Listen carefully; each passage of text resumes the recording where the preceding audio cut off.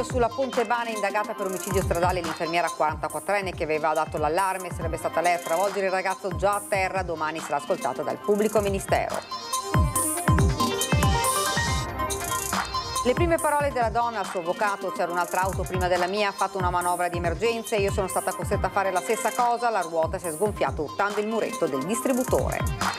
180 secondi il tempo impiegato dai ladri per sfondare una vetrata e caricare su un furgone una ventina di bici da Corsa Pinarello e Willier da un negozio di Azzano Decimo, valore del bottino 200.000 euro. Arrivato in Italia nel 2008 e da oltre un anno era rimasto senza permesso di soggiorno, da allora dormiva su un bivacco nel parcheggio a Piani vivendo di espedienti, ubriacandosi. 44enne indiano espulso dall'Italia. Sabato ad Asolo i funerali del 21enne Edoardo Zamperoni, trovato morto nella camera da letto dal papà, e quasi certamente lo stesso giorno a Fara di Soligo l'addio a Simone Moro, il 27enne di Col San Martino. Ius Scole dal meeting di Comunione e Liberazione, il coordinatore provinciale di Forza Italia incontra Antonio Tajani e lancia un messaggio agli alleati sull'integrazione: non mettiamo la testa sotto la sabbia. Manca personale, il comune di Vittorio Veneto corre ai ripari, cancellato il limite d'età nel prossimo concorso per l'assunzione di agenti di polizia. Al via oggi a Verona Generazioni di Felicità, il raduno nazionale dei capi a Gesci che celebra i 50 anni dell'associazione. Nel capoluogo scaligero arrivati scout da ogni parte d'Italia all'insegna del rispetto dell'ambiente e della sostenibilità.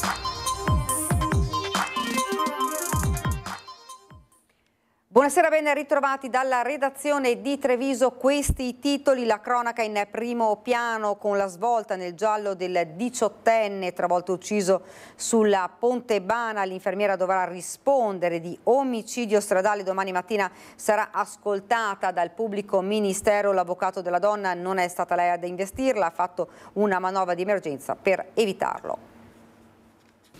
Era stata lei ad allertare i soccorsi. Lei aveva detto ai carabinieri di aver trovato il corpo del giovane a terra. Sheikh, 18 anni, era sul ciglio della strada lungo la Pontebana a Nervesa della Battaglia. Probabilmente si trovava seduto, forse addirittura disteso. Il perché fosse in quella posizione e su una delle strade più pericolose della Marca ancora non si sa. Certo è che il ragazzo è stato travolto ed ucciso da un'auto. Indagata per omicidio stradale è proprio la donna, l'infermiera 44enne, che per prima aveva chiamato i carabinieri e SUEM 118. Quando sono arrivati i militari dell'Arma di Montebelluna hanno raccolto ogni indizio utile a risolvere quello che stava diventando un giallo. L'autopsia ha stabilito che il giovane non è stato aggredito. Il 18enne è morto a causa di un grave trauma cranico, probabilmente dovuto ad uno schiacciamento. Sono stati anche effettuati gli esami tossicologici per stabilire le condizioni psicofisiche del giovane. La macchina dell'infermiera aveva una ruota a terra ed il cerchione finito dentro il fosso. Si è subito pensato che potesse aver colpito un corpo inerme già investito da un altro mezzo, ma man mano che i giorni passavano e gli indizi venivano raccolti, la posizione dell'infermiera si complicava, fino all'iscrizione nel registro degli indagati con l'ipotesi del reato di omicidio stradale. Visionate le telecamere di videosorveglianza lungo quella strada, a quanto pare nessun altro veicolo sarebbe coinvolto. Ora la macchina dell'infermiera, posta subito sotto sequestro, probabilmente verrà nuovamente controllata. Gli accertamenti tecnico-scientifici saranno affidati ai carabinieri del RIS di Parma per verificare se ci siano tracce non visibili sulle ruote o sulla carrozzeria, secondo la modalità dell'accertamento tecnico irripetibile. La donna si è rivolta all'avvocato Mauro Crocetta fornendo la sua versione. La mia assistita, ha spiegato il legale, dice che stava correndo tranquillamente quando ha visto una macchina che la precedeva fare una manovra di emergenza ed immediatamente si è vista qualcosa davanti ed ha dovuto effettuare la medesima manovra per schivare l'ostacolo. Solo dopo si è accorta che si trattava di una persona, si è quindi fermata, ha continuato l'avvocato, ed ha chiamato i soccorsi. La ruota a terra sarebbe stata causata dal fatto che, per evitare l'impatto, avrebbe urtato un piccolo muretto nei pressi del distributore.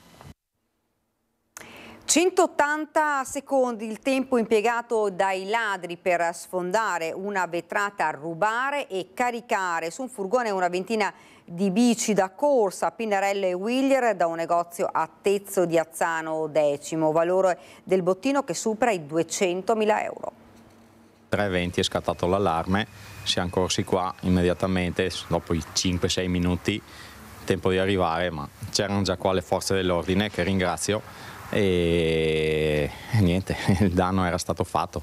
Hanno usato un furgone come ariete, rubato poco prima a un imprenditore edile della zona e frantumato la vetrina di un negozio di biciclette da corsa e hanno rubato bici e attrezzature di pregio per un valore complessivo che si aggira sui 200.000 euro. È accaduto nella notte di giovedì 22 agosto intorno alle 3:20 ad Azzano Decimo nella centralissima viale Rimembranze.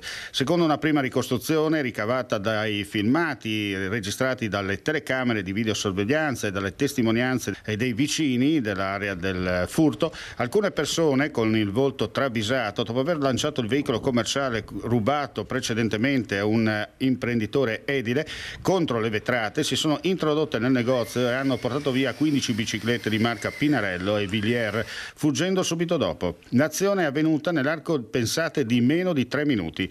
L'area furtiva è coperta da assicurazione. Sul posto giunte celermente le pattuglie del radiomobile dei carabinieri di Pordenone e della stazione di Fiume Veneto. Sì, se mettiamo in conto un po' tutto, sono cifre molto enormi, insomma. Immaginiamo che è tutto coperto da assicurazione, questa cosa è importante. Sì, sì. Non si può aprire un'attività del genere senza un'assicurazione, mi pare il minimo, insomma. E da spirito friulano come lei è, insomma, si riparte subito perché oltre il danno bisogna continuare, la vita continua, no? È una frase fatta, però insomma. No, assolutamente sì, anche perché delle bici che mi ha portato via erano già state vendute, dovevano ritirarle, quindi bisogna subito ripartire e accontentare i clienti. Arrivato in Italia nel 2008, da oltre un anno era rimasto senza permesso di soggiorno, da allora dormiva su un bivacco nel parcheggio della Piani, vivendo di stenti e ubriacandosi di continuo. Così un 44enne indiano è stato espulso dall'Italia. Il questore aveva emesso lunedì scorso il decreto che ieri è stato eseguito dalla polizia. L'uomo è stato imbarcato a Milano su un volo diretto a Nuova Delhi. Stessa sorte è toccato ad un 35enne nigeriano, irregolare in Italia da oltre 10 anni. L'uomo si era stabilizzato a Padova, dove si dedicava allo spaccio di stupefacenti. Dopo aver scontato un periodo di detenzione, ieri è stato accompagnato al centro di permanenza di Bari, da dove verrà rimpatriato. Dopo un episodio di furto ed un generale degrado in alcune vie laterali di Piazza Pio X, il sindaco Mario Conte ha convocato per lunedì 16 un'assemblea generale proprio nella piazza per fare il punto della situazione con commercianti e residenti. C'è la macchina, poi c'è appunto il bivacco che c'è a Palazzo Moretti, a Lecca. Sì, non siamo così tranquilli la sera, siamo sempre in tre, oppure ci sono anche i clienti che tra virgolette ci fanno da protezione e non rimaniamo mai da sole, però insomma uscire con l'incasso, comunque uscire con qualcosa, c'è sempre quella piccola ansia da donna soprattutto e anche da lavoratrice. L'ultima lamentela in ordine di tempo è quella di una residente della centralissima Piazza Pio X che al ritorno delle vacanze ha trovato la casa svaligiata e si è sfogata dicendo che se ne andrà da Treviso. Ma è solo l'ultimo episodio di una lunga sequela di disagi che hanno per epicentro via Risorgimento e l'ex Eca, dove oggi sono ospitate alcune persone senza fissa dimora che nel tempo avrebbero contribuito a portare disagio e degrado. La passeggiata di oggi non ha evidenziato particolari problemi, ma, ci dicono alcuni residenti che hanno voluto restare anonimi, è solo perché è giorno e perché il comune si è affrettato a pulire dopo la recente denuncia per furto. Di sera non passeggerei da queste parti, spiega una signora, mentre un'altra racconta invece che non percepisce tutto questo pericolo. Tra i commercianti c'è chi non vuole parlare, mentre al bar Ostinate, aperto in via dei Dall'Oro da 2 anni, troviamo più disponibilità a fare il punto della situazione. La paura un po' per i vari furti che ci sono stati anche qua in zona vicino a noi, un po' la sentiamo.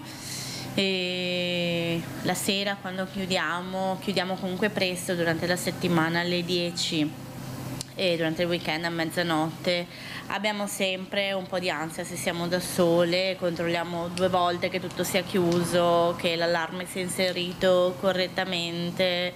Alle ragazze hanno ribaltato una botte. Una volta la titolare ha rischiato di cadere su un tombino aperto usato per sfasciare la vetrina di un negozio 2 mesi fa. E lunedì il sindaco ha convocato un sit-in in piazza per parlare con residenti, commercianti e con chiunque voglia fare il punto della situazione.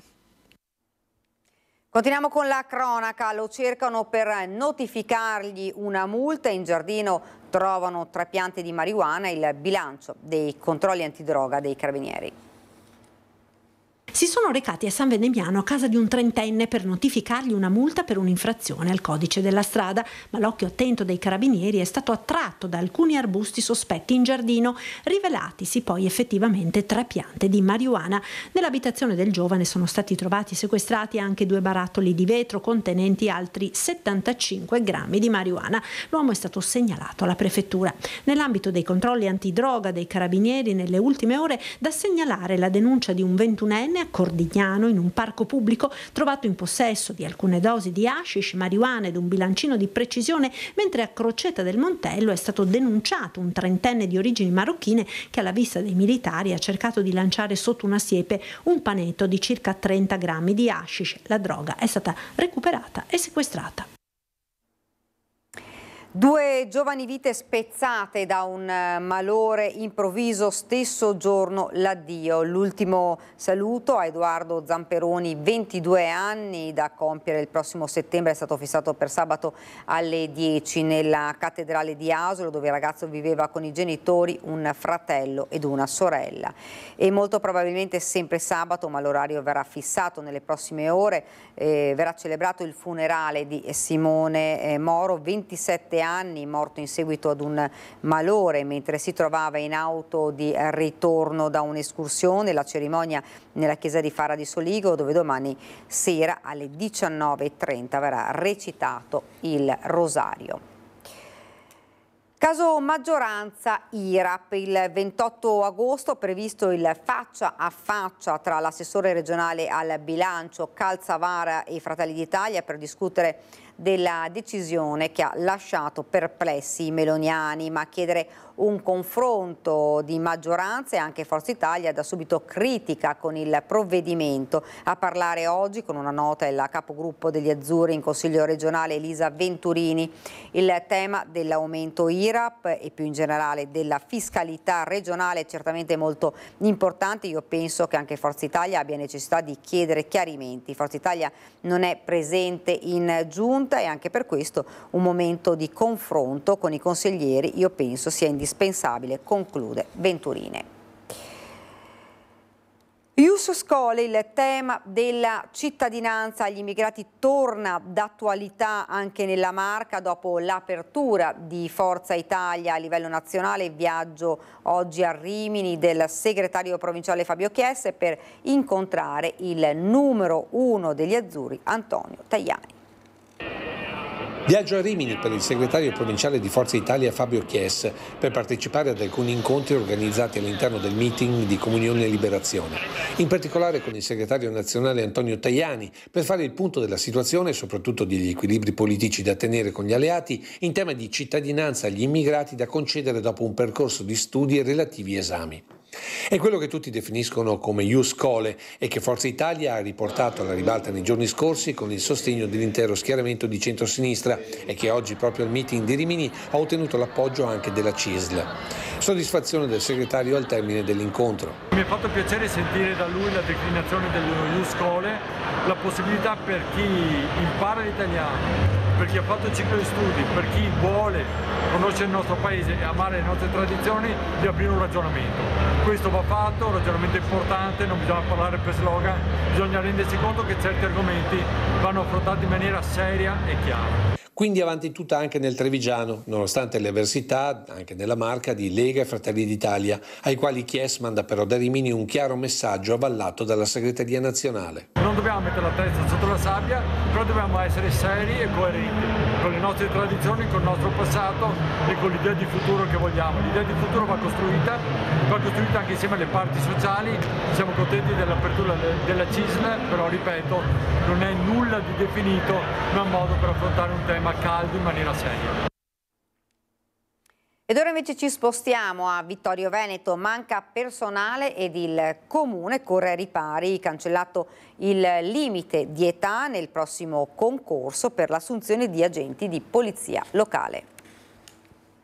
Persone di 40-50 anni, anche oltre, hanno tutte le caratteristiche secondo noi per partecipare a questo bando per gli agenti di polizia municipale. C'è sempre un'età per diventare vigili urbani, almeno Vittorio Veneto, dove il comune ha deciso di cancellare il limite per poter partecipare al prossimo concorso per agente di polizia locale.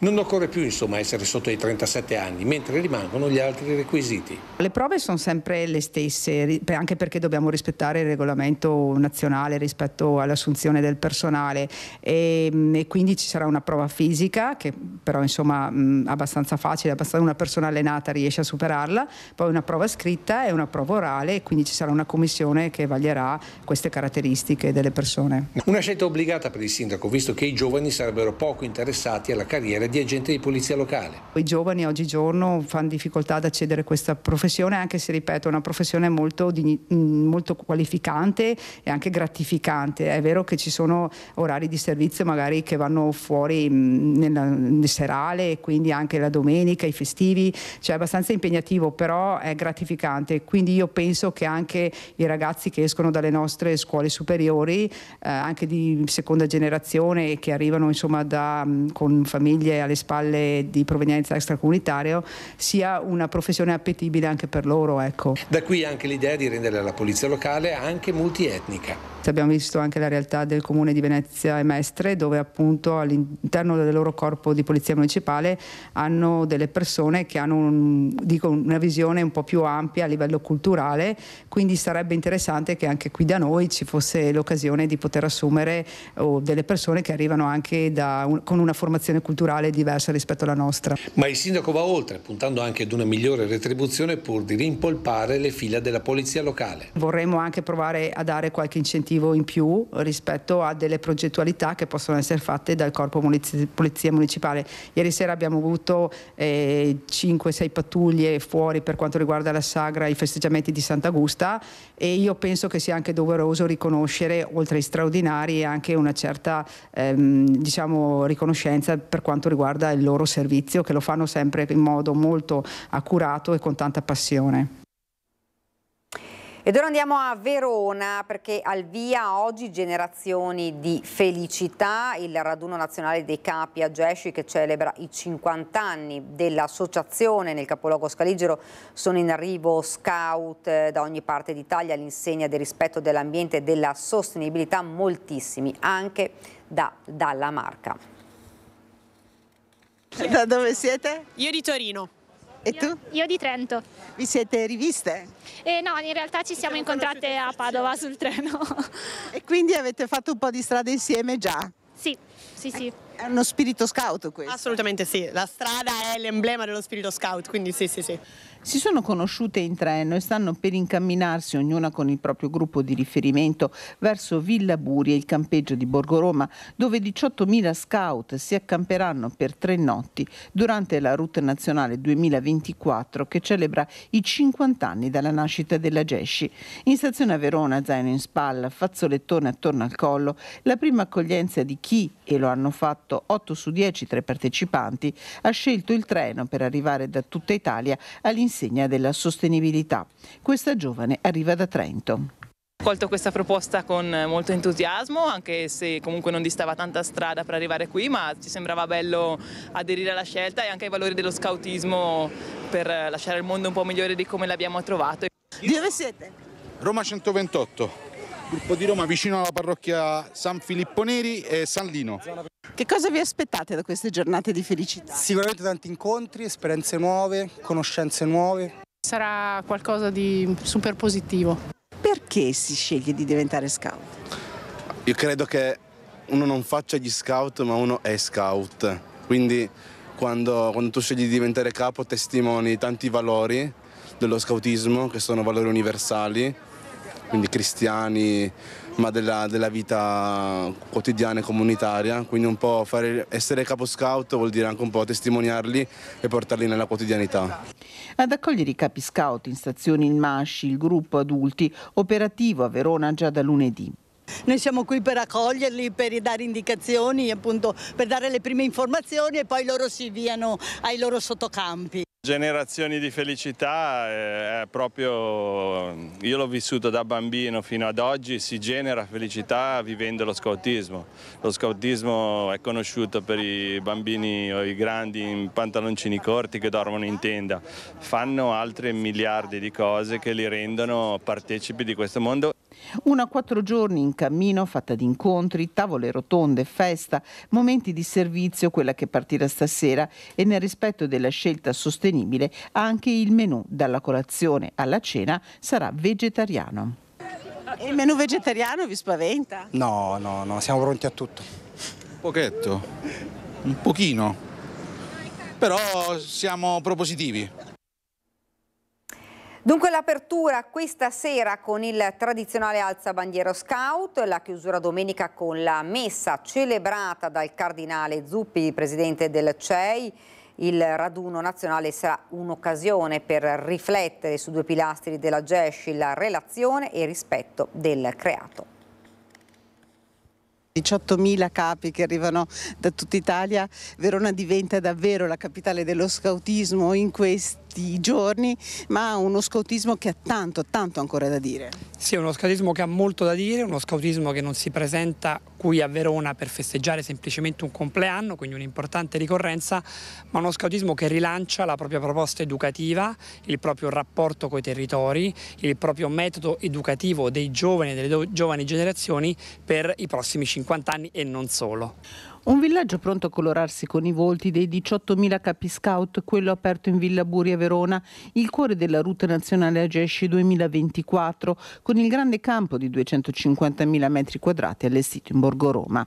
In Villa Buri gli incontri e le tavole rotonde, ben 64 le occasioni di confronto con 226 voci diverse. Ad aprire la route nazionale una cerimonia con Gianni Morandi e presidente del Veneto Luca Zaia, a chiuderla il ritrovo serale di sabato con gli interventi di Roberto Vecchioni e Alfa, e la mattina successiva la Santa Messa celebrata dal Cardinal Matteo Zuppi, presidente della Conferenza Episcopale Italiana, cui seguirà il saluto del vice premier Antonio Tajani e dei 2 presidenti in diarchia del Comitato Nazionale AGESCI, Roberta Vincini e Francesco Scoppola.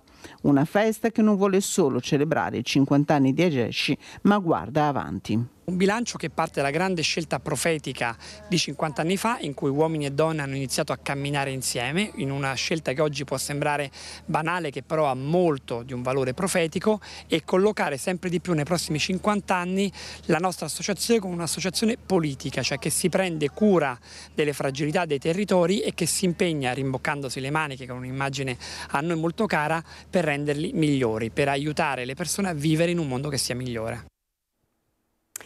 Festa di San Pio X a Riese, 2 giorni di iniziative culminate con la messa e la processione in memoria di San Pio X, per ricordare anche i 110 anni dalla morte e i 70 anni dalla canonizzazione di Papa Giuseppe Sarto, una festa molto sentita dalla comunità con molte iniziative spirituali e culturali organizzate dalla parrocchia, comune e fondazione Pio X. Ieri sera un forte appello alla pace è arrivato dal vescovo Monsignor Michele Tomasi, che nell'omelia ha anche ricordato l'esempio di Papa Sarto, partito dalla semplicità del suo paese natale per arrivare all'universalità del suo pontificato. Dopo la messa nella chiesa parrocchiale, concelebrata da diversi sacerdoti, la processione con la statua del Sant'Effino alla casa natale ha concluso poi le celebrazioni.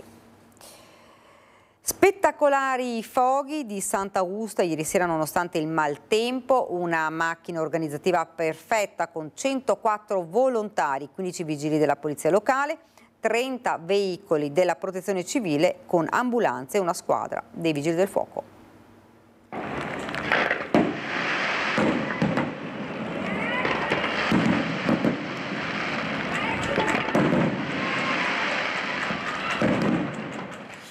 La pioggia non ha fermato i fuochi di Sant'Augusta, che ieri sera hanno illuminato il cielo di Serravalle per la tradizionale centenaria festa della Santa, che si concluderà solo stasera. Anticipati di un'ora per permetterne lo svolgimento, i fuochi hanno richiamato, causa maltempo, un po' meno folla del solito. Molti hanno infatti preferito restare a casa a goderseli all'asciutto su Tenda TV, che ha trasmesso le immagini della festa.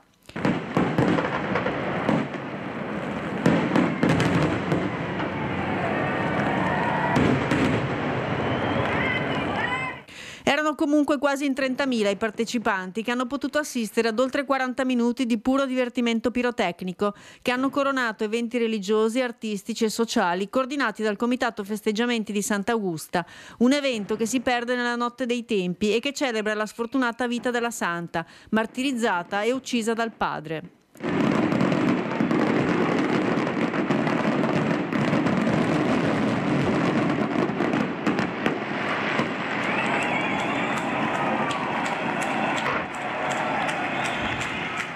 La festa, iniziata il 17 agosto, ha registrato il pienone ovunque, nei musei, che nella circostanza erano aperti gratuitamente, nel Duomo di Serravalle per la devozione a Sant'Augusta, dove è stata anche esposta l'urna con le sue spoglie mortali. Oggi il termine della festa liturgica con le messe a tutte le ore in santuario e la solenne concelebrazione col vescovo Corrado Pizziolo alle 19 in Duomo. Ed ora ci fermiamo per qualche istante di pubblicità.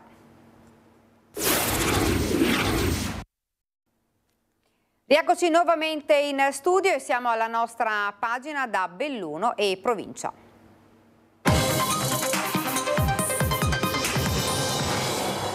In primo piano la cronaca, un bellunese di 55 anni è stato arrestato con l'accusa di detenzione ai fini di spaccio di droga. 1,3 kg di hashish sono stati sequestrati dagli agenti della squadra mobile di Belluno nell'abitazione dell'uomo nel quartiere di Baldenic, non distante dalla casa circondariale. Le manette sono scattate ieri attorno a mezzogiorno al termine della perquisizione domiciliare, nel corso della quale sono stati sequestrati un bilancino di precisione e materiale per il confezionamento delle dosi. Oggi si è svolta l'udienza di convalida della misura cautelare emessa nei confronti dell'uomo, che da tempo era finito sotto la lente dei poliziotti dell'antidroga. Il considerevole quantitativo di stupefacente trovato nell'abitazione dell'indagato fa pensare che il giro della clientela fosse sufficientemente esteso. Le indagini proseguono. Potrebbe diventare un caso da giustizia amministrativa il recupero delle spoglie di 2 soldati italiani intrappolati per oltre 100 anni sulla Regina delle Dolomiti e trasferiti senza l'assenso della Sovrintendenza di Trento nella Camera Mortuaria di Canazzei.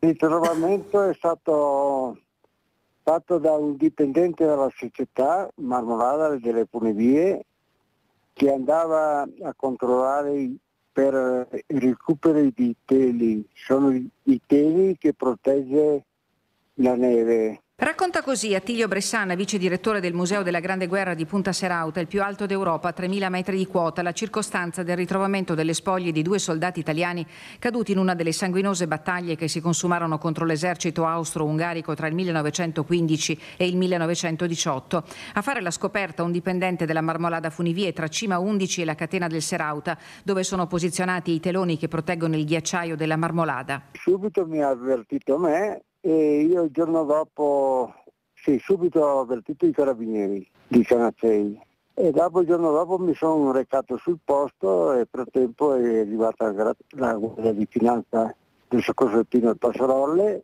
e abbiamo fatto il recupero di 2 corpi. Ossa e brandelli mummificati che il ghiaccio ha conservato per oltre un secolo, catalogati come reperti archeologici per il cui recupero e i successivi accertamenti sarebbe dovuta intervenire la Sovrintendenza di Trento. Secondo indiscrezioni, l'intervento svolto senza considerare che quelle spoglie dovevano essere trattate alla stregua di reperti archeologici potrebbe aver resa vana la straordinaria possibilità di attribuire una identità certa ai 2 soldati che sono stati da subito associati alla Brigata dei Fanti da Como in luogo di quella da Alpi. È stato confermato anche da altri storici, è stato confermato che Como. Che sarebbero della Brigata Como? Sì, che loro erano a distanza sul Col di Lana. Il conflitto di attribuzione si gioca sul colore delle mostrine, blu quelle della Brigata Como, verdi quelle della Brigata Alpi, che combatté in trincea sul confine della Marmolada, della quale mancano all'appello le spoglie di 10 soldati, tra loro l'ufficiale bellunese Toigo di Pedavena.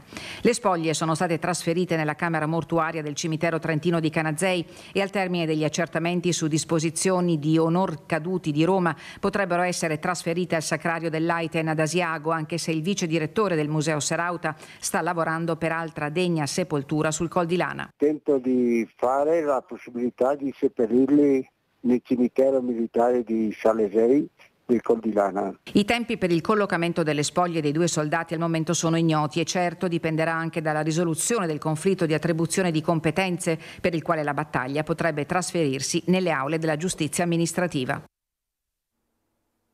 Siamo alla politica, clima teso all'interno della maggioranza a Palazzo Rosso, legata sul filo dei voti, lo hanno rilevato questa mattina i consiglieri di Valore Comune, il malessere c'è ed è evidente, affermano Mirko Costa, Giuseppe Vignato e Riccardo Samaria.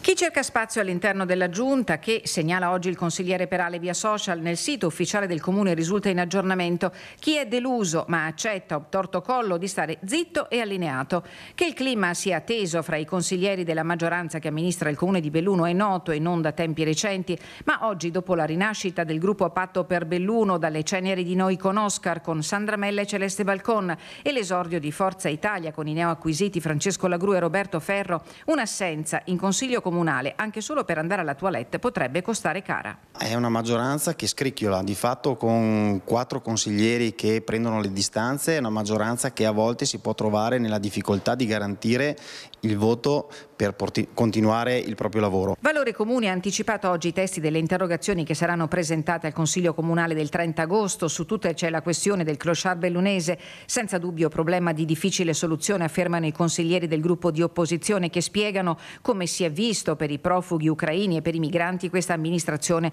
non ha alcuna sensibilità nei confronti dei diritti sociali delle persone. Oggi siamo in presenza di un caso di una persona psicolabile che necessita di urgenti cure mediche, psichiche, anche di altro tipo, alimentare, anche di lavarsi, eccetera, e non è gestita la pratica assolutamente con nessun ente con cui il Comune dovrebbe collaborare. Nessuna iniziativa sul sociale, afferma Valore Comune, anche perché l'assessore competente è in conflitto di interesse perché dipendente dell'ULS 1.